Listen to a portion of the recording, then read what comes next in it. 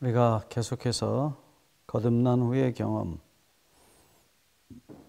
어떻게 죄를 이기지 못하고 죄와 더불어 싸울 때마다 죄에게 끌려가는 우리 자신들의 모습을 통해서 우리 속에 살아있는, 아직도 없어지지 않은 이 죄의 본성을 우리가 살펴보았습니다. 다시 한번 로마서 7장 25절 말씀으로 돌아가 봅니다. 우리 주 예수 그리스도로 말미암아 하나님께 감사하리로다. 그런즉 내 자신이 마음으로는 하나님의 법을, 육신으로는 죄의 법을 섬기노라. 여기 사도는 말하기를 마음으로는 하나님의 법을, 육신으로는 죄의 법을 섬기노라고 말씀하십니다. 이 마음이라는 헬라어는 누스라는 단어입니다. 이 누스라는 단어는 헬라 철학에 있어서 아주 중심적인 단어입니다. 말씀을 드렸지만은 이 누스는 이성이란 뜻을 가진 본래 단어입니다.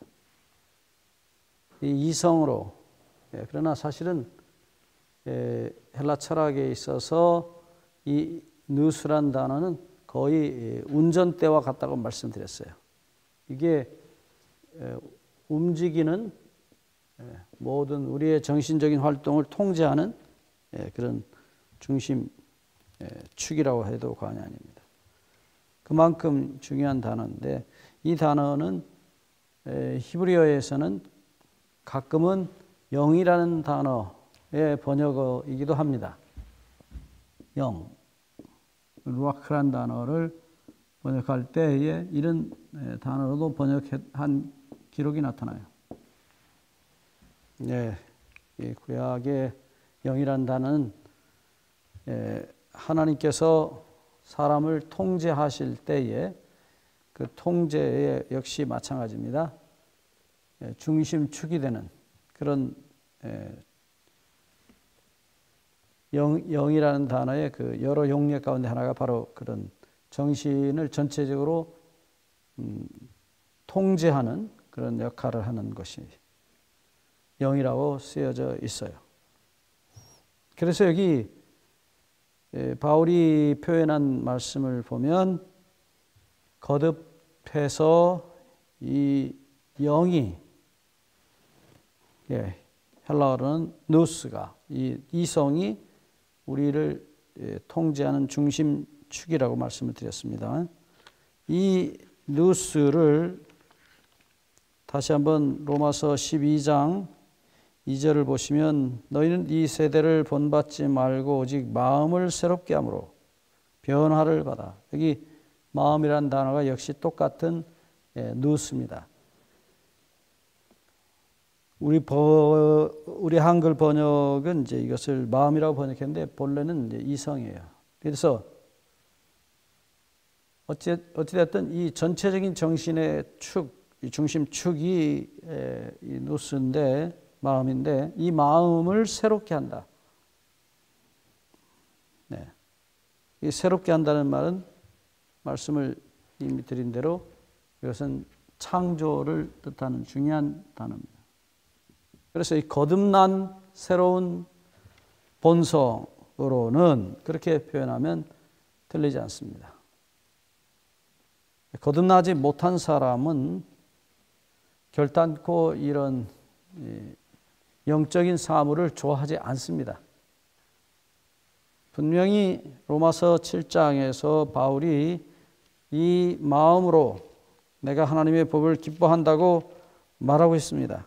결코 7장 15절에 나의 행하는 것을 내가 알지 못하니 곧 원하는 이것은 행치 아니하고 도리어 미워하는 그것을 함이라. 타고난 우리 육신의 본성, 곧 근본적인 이 죄의 본성으로는 하나님의 법을 즐거워하지 않습니다. 기뻐하지 않습니다. 그런데 여기 분명히 기뻐하고 있는 것입니다. 거듭났습니다. 그럼에도 불구하고 여기 7장 17절에 이제는 이것을 행하는 자가 내가 아니요, 로마서 7장 17절입니다. 내가 아니요 내 속에 거하는 죄니라. 죄가 죄를 짓는다고 분명히 바울은 언급하고 있습니다. 그래서 거듭나지 아니한 본성이 아니고 거듭난 본성임에도 불구하고 원치 아니하는 것을 하는 우리 안에 있는 죄의 본성이 있다는 사실을 바울이 인정하고 있는 것입니다. 불법을 좋아하는 것입니다. 죄를 좋아하는 것입니다. 왜 하나님께서 우리 안에 이 죄의 본성을 남겨두셨을까? 거듭난 사람은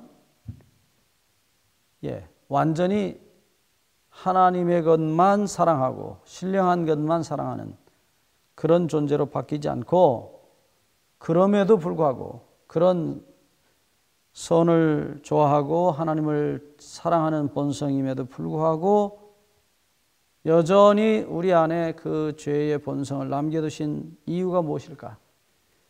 첫째로, 지난 시간에 우리가 한번 보았던 말씀이지만 에베소서 2장 18, 19절에 에베소서 3장 18, 19절에 능히 모든 성도와 함께 지식에 넘치는 그리스도의 사랑을 알아 그 넓이와 길이와 높이와 깊이가 어떠함을 깨달아 하나님의 모든 충만하신 것으로 너에게 충만하게 하시기를 원하노라. 이 하나님의 충만하심, 그것은 지난번에도 말씀드렸지만 하나님의 사랑의 충만하심입니다. 그것을 깨달아 알기를 원하고 성령께서 그렇게 우리를 예수님의 용서의 바닥에까지 내려가시는 경험을 하게 하시는데, 그것은 우리의 죄의 본성을 깨달을 만큼 우리를 용서하신 하나님의 사랑을 좀 더 깊이 경험할 수 있다는 사실을 바울은 말하고 있어요. 그래서 이 회개가 깊어지고 반복되는 경험, 깊어지고 반복되는 이 경험은 동시에 회개뿐 아니라 우리를 어디까지 용서하셨는지, 용서의 깊이를 더욱 깊고 크게 하는, 곧 예수님의 십자가가 날이 가면 갈수록 더욱 커지는 경험, 곧 용서의 사랑의 깊이를 경험하게 하는 경험. 그 경험으로 성령께서 우리를 데리고 가신다는 사실을 성경은 분명히 말하고 있습니다. 곧 우리가 십자가에서 우리를 용서해 주신 하나님의 사랑을 우리가 아는 죄만큼밖에 모른다는 것입니다.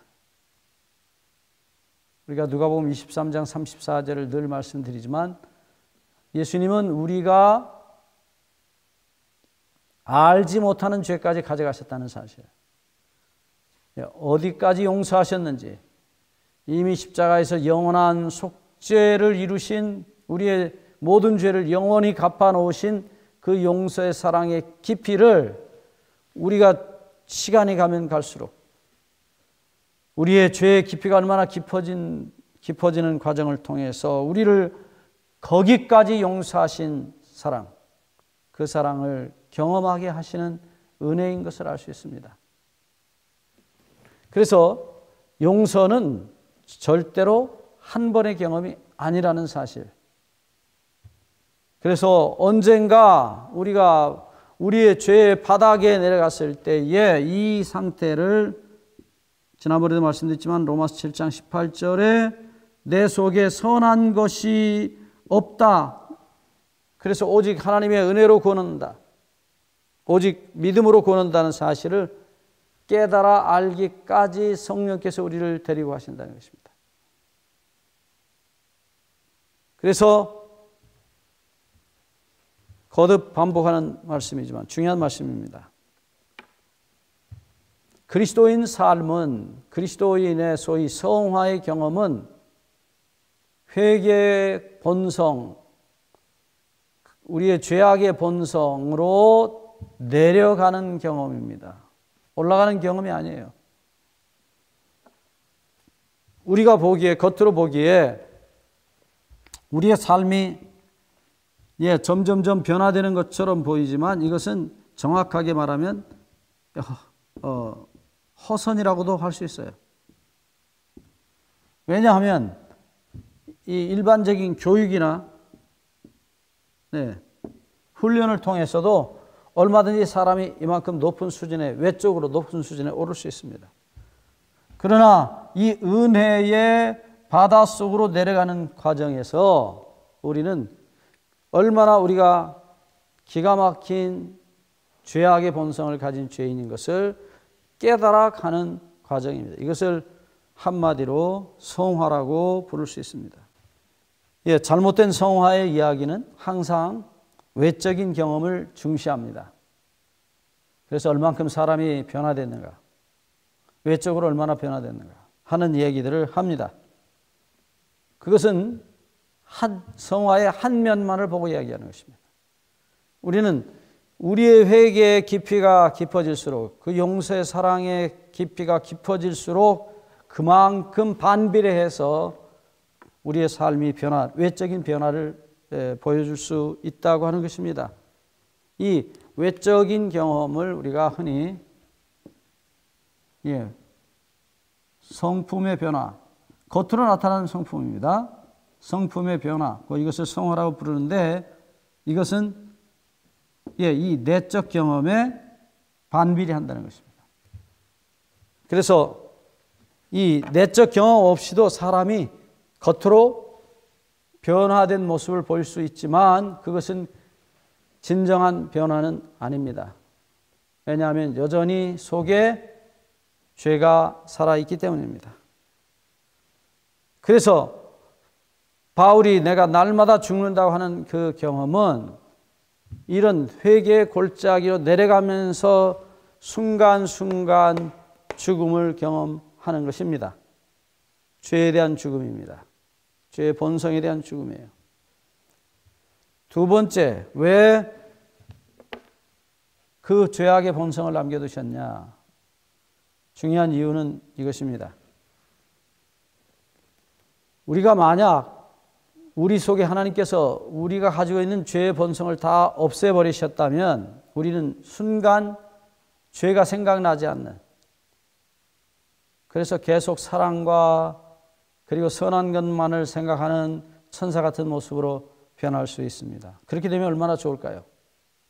그런데 그것은 대단히 위험한 이야기입니다. 왜냐하면 그렇게 될 때 우리는 더 이상 예수님이 필요하지 않게 됩니다. 잘못하면 우리가 루스벨이 사단이 될 수 있습니다. 사단이 타락한 시작점은 어딘가? 하나님 없이도 혼자 스스로 거룩하고 깨끗한 선한 삶을 살 수 있다라고 생각한 바로 그 지점이에요.